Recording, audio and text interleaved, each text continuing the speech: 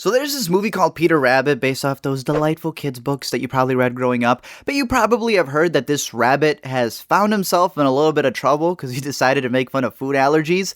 And let me tell you, people have decided to boycott this movie, which ironically has brought it up to people's attention like myself, who would have skipped the movie, but I went to go see it, and let me tell you, this thing's a junior price just for how savage it is. Let me explain. So you start off this movie by getting drunk. If you're like babysitting kids or something and they want to watch a movie, pop this bad boy in, pour yourself a mimosa, and have a great time.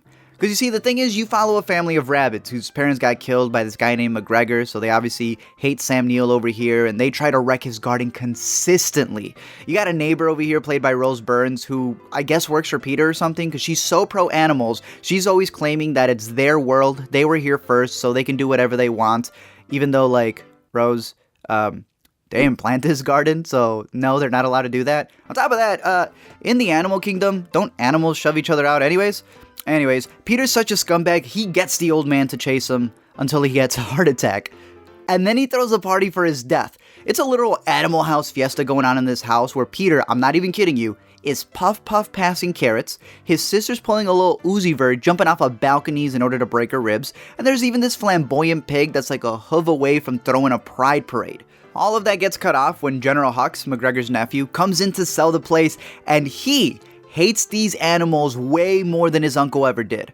The movie then turns into like this East LA riot war where the rabbits are fighting this guy, and they even realize at a certain point that, hey, the best way to take him down is with blackberries since he's allergic to them.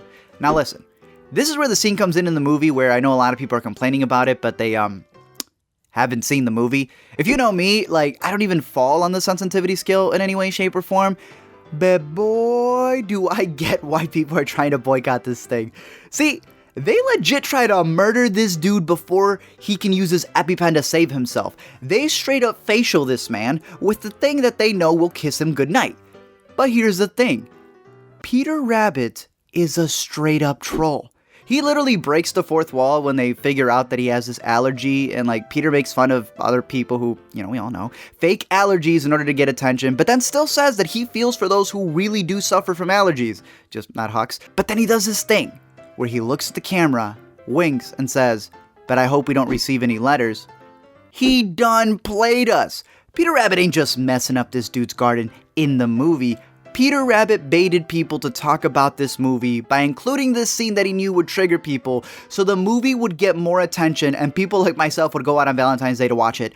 Peter, you savage. There's a bunch of other jacked up stuff that happens in the movie, like, you know, they try to green mile this dude with the electrical fence that he himself sets up. They bully this pig for his outfit, and they just bash him consistently. There's even this joke with a rooster where they kind of explain why roosters are always so excited to cock-a-doodle-doo in the morning, because they didn't think the sun would come out.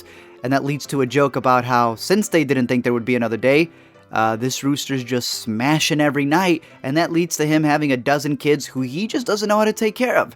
What a cut to the final scene where Peter Rabbit makes amends with Hux so he can get together with Rose Byrne. They Beetlejuice away and torment the other family that wants to move in, but it's okay right now. And while Peter Rabbit confesses to all of his shenanigans so they can be forgiven, clearly the real world didn't care. Because, you know, we think our kids are stupid enough to follow one thing in the movie, but let's just ignore the lessons the movie taught us as well. No wonder Bugs Bunny isn't around in 2018. What's up, Doc? Thank you guys for checking out this video. It's so funny to see that this movie was made. This family film, supposedly, was made by the dude who made Easy A and Friends with Benefits. I loved how savage this movie was. I didn't expect it to be that good because I was judging it by the trailer, and clearly whoever made the trailer didn't know what they were doing, but Sony's apologizing for absolutely no reason. They knew exactly what they wanted again. You know what? They got me to go see this movie. So I'm curious to know your thoughts on this, any other movies that you want me to cover and break down. And remember to comment, like, and subscribe, and I'll send you your own pack of gluten-free blackberries.